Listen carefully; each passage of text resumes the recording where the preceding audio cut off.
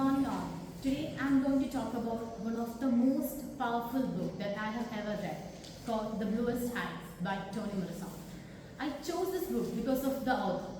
Toni Morrison is one of the most realistic and thought-provoking writers of all time.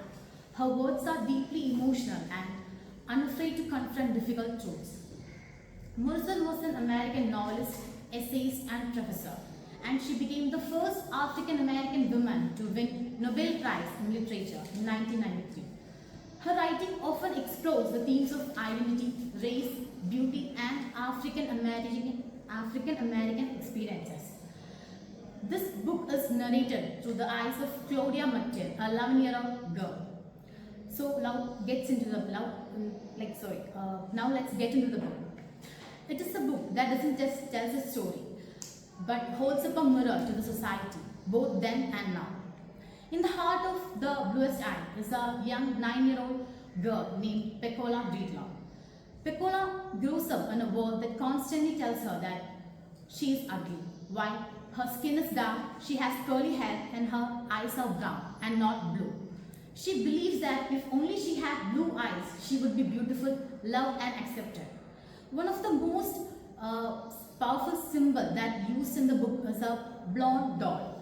Morrison begins by describing how this blonde doll is given to these young girls, including the narrator Claudia, for their Christmas gift. They were told that these blonde dolls are beautiful and this is what little girls should cherish. Claudia doesn't know why. She doesn't find that doll attractive or beautiful. She even finds a kind of anger towards it. And what she's really rebelling against is what the doll carries, the message that the doll carries, that white and equals beauty and anything else is less than. This doll isn't just a toy, it's a weapon to the social conditioning. It represents how racism and media teaches these young black girls to measure themselves against the white beauty standards. For Pecola, she believed that this blonde doll becomes everything for her. She believes that with these blue eyes, fair skin, she becomes the best in the world. Now let's step out of the book and let's look at the world around us. We've seen people using these beauty filters to make their skin fairer, to straighten their hairs, to get the narrow nose, to brighten their eyes, etc.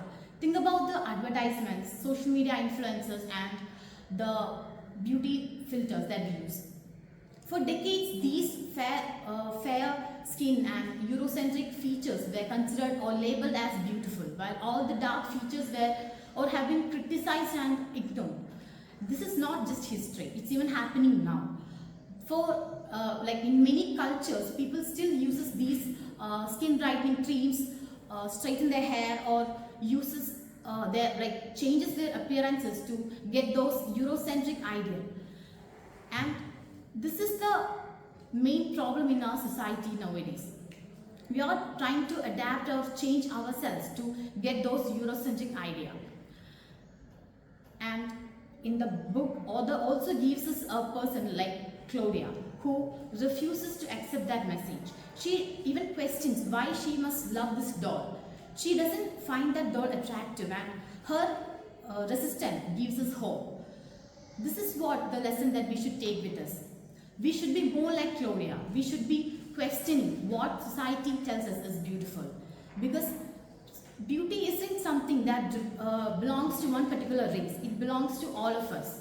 We should celebrate every skin, every hair texture and every skin color and every features as equally worthy. In this book, Morrison teaches us how the society's definition for beauty becomes too narrow. It destroys self-worth and it destroys our identity as well.